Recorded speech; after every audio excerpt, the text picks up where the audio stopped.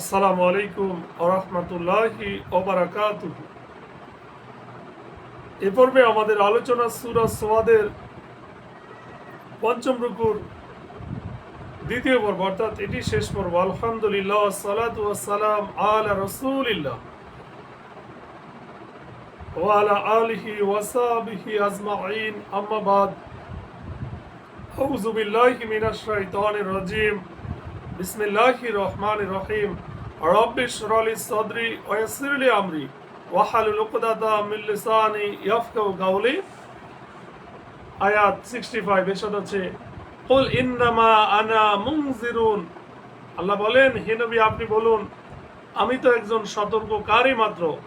আল্লাহ ছাড়া আর কোনো সত্য ইলাহ নেই, যিনি এক প্রবল প্রতাপশালী। অর্থাৎ তোমরা যা ধারণা করছো আমি তা নই। আসলে আমি তোমাদেরকে আল্লাহর শাস্তি ও তার গজব থেকে একজন ভীতি প্রদর্শনকারী, রব্বুস সামাওয়াতি ওয়াল আরদ ওমা বাইনাহুমাল আজিজুল গফফার, আসমান সমূহ ও জমিন এবং এই দুইয়ের মধ্যস্থিত যা কিছু রয়েছে সব কিছুর রব তিনি। তিনি মহাপরাক্রমশালী, মহা ক্ষমাশীল। কুল হুয়া নাবাউন আযীম, আর আপনি বলুন এটি এক মহা সংবাদ। অর্থাৎ আমি তোমাদেরকে আখিরাতের যে শাস্তি থেকে সতর্ক ও ভীতি প্রদর্শন করছি এবং যে তাওহীদের দাওয়াত দিচ্ছি তা একটি মহা সংবাদ। তার ব্যাপারে উদাসীন ও বিমুখ হয়ে থেকো না, বরং তার প্রতি মনোযোগ দেওয়া এবং তা নিয়ে গভীরভাবে চিন্তা ভাবনা করার প্রয়োজন আছে। আনতুমানহু মুরিদুন, তোমরা তা থেকে বিমুখ হয়ে আছো। মাকানা আলী মিন ইলমিন, ঊর্ধ্বলোক সম্পর্কে আমার কোনো জ্ঞানই ছিল না যখন তারা বাদ করেছিল। অর্থাৎ ঊর্ধ্বলোকের ফেরেশতাগণ তারা কি আলোচনা করেছিল আমি তা অবগত নই।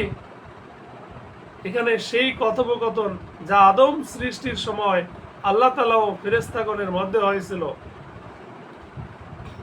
আমার কাছে তো এ ওহী আসে যে আমি একজন স্পষ্ট সতর্ককারী মাত্র। অর্থাৎ আমার দায়িত্ব হলো যে আমি তোমাদেরকে ওই সকল ফরজ ও সুন্নত জানিয়ে দেব যা পালন করে তোমরা আল্লাহর শাস্তি থেকে রক্ষা পাবে, এবং ওই সকল হারাম বস্তু ও পাপাচরণ বর্ণনা করে দেব যা থেকে বিরত থাকলে তোমরা আল্লাহর সন্তুষ্টি অর্জন করতে পারবে এবং বিরত না থাকলে তার ক্রোধের শিকার হবে। এটাই সেই সতর্কবাণী যা ওহী আমাকে করা হয়েছে। আল্লাহ তাআলা বলেন, আয়াত 71 71, আর স্মরণ করুন যখন আপনার রব ফেরেশতাদের উদ্দেশ্যে বলেছিলেন আমি মাটি হতে মানুষ সৃষ্টি করব। তো এই ঘটনা ইতিপূর্বে আমরা আলোচনা করেছি সূরা বাকারে, আরাফে, হিজরে ইত্যাদি। তো এখানে এর মানে হচ্ছে যে দ্বিতীয় যে বিষয়টা, যে আমি যখন তাকে সুষম করব এবং তার মধ্যে আমার রূহ সঞ্চার করব তখন তোমরা তার উদ্দেশ্যে সেজদা অবনত হয়ে যাও। ফেরেশতাদেরকে এখানে বলেছেন উপস্থিত সবাইকে। প্রথম বিষয় হচ্ছে যে তাকে মানুষের রূপ দিয়ে দেব এবং তাকে পূর্ণাঙ্গ স্বয়ংসম্পন্ন করে দেব। দ্বিতীয়ত, সেই রূহ বা প্রাণ যার মালিক একমাত্র আমি ছাড়া তার ব্যাপারে কেউ কোনো এখতিয়ার রাখে না, এবং যা ফুঁকে দিলি এই মাটির কলেবর জীবন, নড়াচড়ার ক্ষমতা ও দৈহিক শক্তি অর্জন করবে। মানুষের সম্মান ও মর্যাদার জন্য এই কথাই যথেষ্ট যে তাতে সেই রূহ ফোঁকা হয়েছে যাকে আল্লাহ তাআলা আমার রূহ বলে আখ্যায়িত করেছেন। সুবহানাল্লাহ।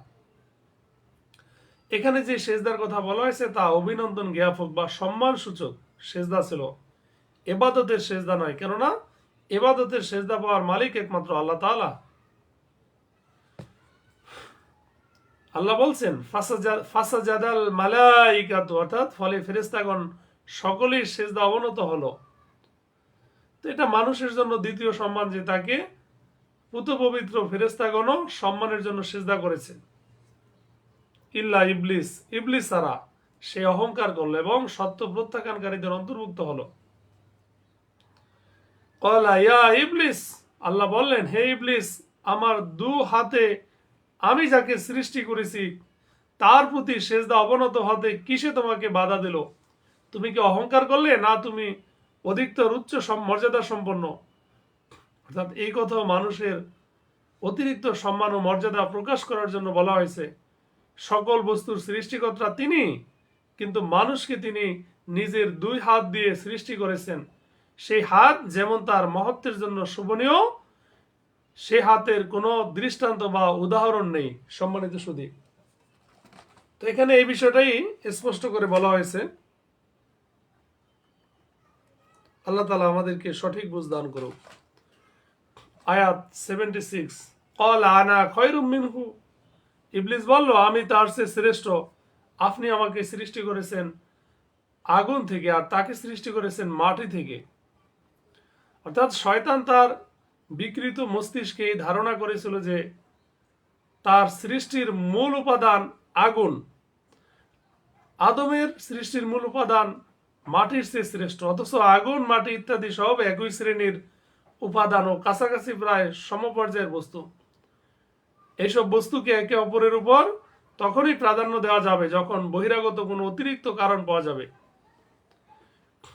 আর এই বহিরাগত কারণ আগুনের পরিবর্তে মাটি অর্জন করেছে। তা এইভাবে যে আল্লাহ তাআলা মাটি থেকে আদম সৃষ্টি করেছেন নিজ হাতে এবং তাতে আপন রূহ ফুঁকেছেন, এই দিক দিয়ে মাটি আগুনের চেয়ে বেশি সম্মান ও মর্যাদা অর্জন করেছে। এছাড়া আগুনের কাজ হলো পুড়িয়ে নষ্ট করে দেওয়া, আর মাটি হলো তার বিপরীত, বস্তু উৎপাদন করা। ক্বালা ফাখরুজ মিনহা, আল্লাহ বললেন তুমি এখান থেকে বের হয়ে যাও, কেননা নিশ্চয়ই তুমি বিতাড়িত, আর নিশ্চয়ই বিচার দিবস পর্যন্ত তোমার প্রতি আমার লানত বলবৎ থাকবে।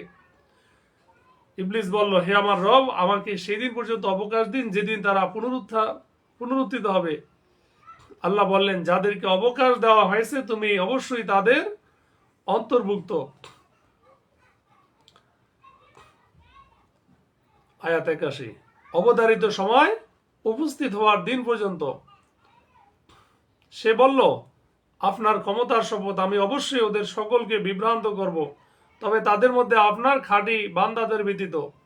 আল্লাহ বললেন, সুতরাং এই হলো বাস্তব সত্য, এবং আমি সত্যই বলছি যে তোমার দ্বারা ও ওদের মধ্যে তোমার সকল অনুসারীদের দ্বারা আমি অবশ্যই জাহান্নাম পূর্ণ করব।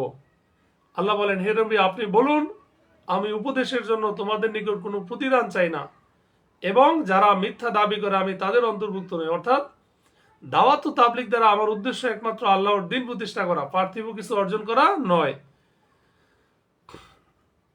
ইন হুয়া ইল্লা যিকরুল লিল আলামিন, আর এই কোরআন বিশ্বজগতের জন্য উপদেশ মাত্র। অর্থাৎ এই কোরআন বা ওহী বা ওই দাওয়াত যা আমি পেশ করেছি তা পৃথিবীর সকল মানুষ ও জিন জাতির জন্য উপদেশ স্বরূপ, এই শর্তে যে তা থেকে উপদেশ গ্রহণ করার ইচ্ছা থাকতে হবে।